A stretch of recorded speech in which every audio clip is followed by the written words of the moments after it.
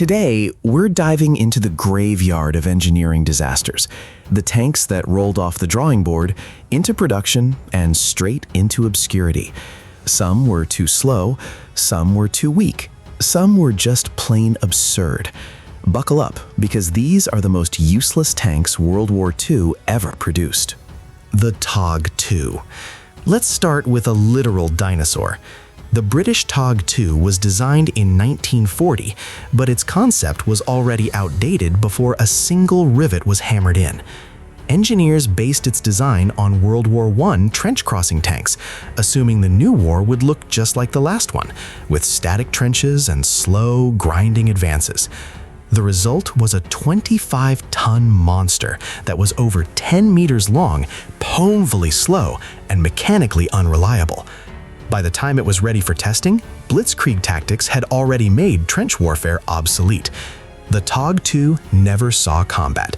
It just sat there, an expensive, outdated relic of a war that never happened. The Char 2C. France's Char 2C deserves a spot simply for its sheer, baffling scale. Weighing an astonishing 69 tons, with a crew of 12, this was the largest operational tank ever built. It looked less like a battle tank and more like a moving fortress. Impressive on paper, useless in practice.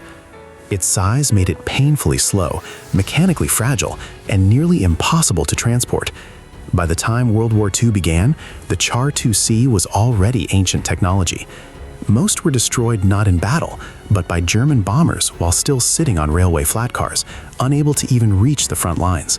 A tank so big, it couldn't even get to the fight. The Panzer VIII Maus. If the Char 2C was big, Germany's Maus was absurd.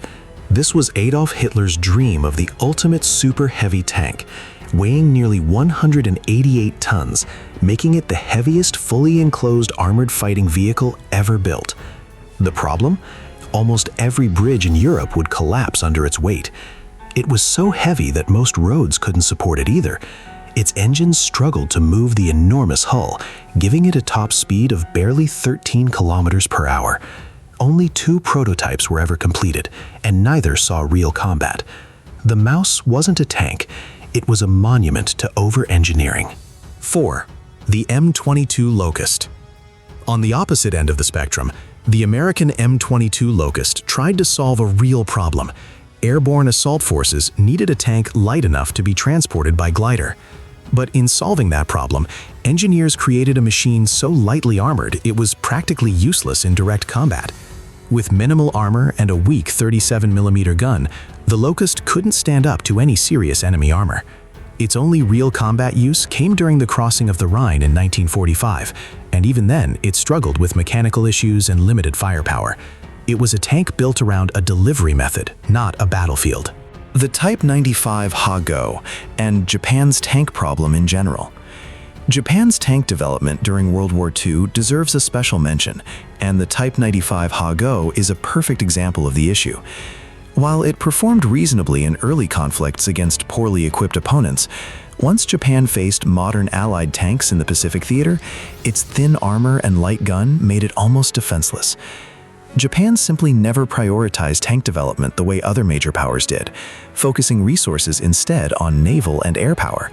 As a result, most Japanese tanks throughout the war were outdated and outgunned, making the entire lineup, not just one model, a case study in falling behind. 6. The Covenanter.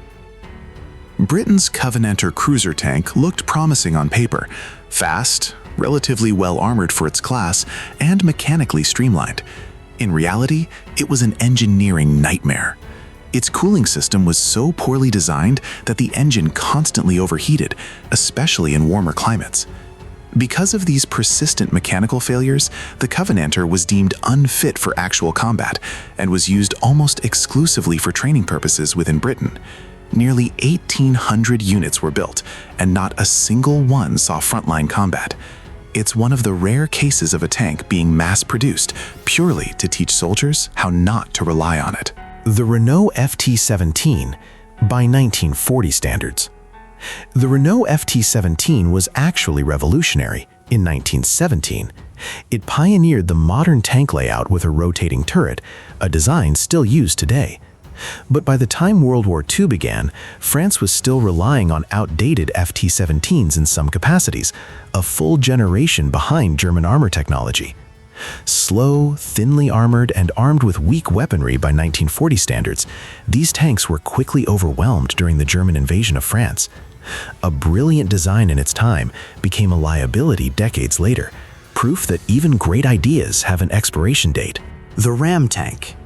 Canada's Ram tank was an ambitious attempt to create a domestically produced armored vehicle using American components.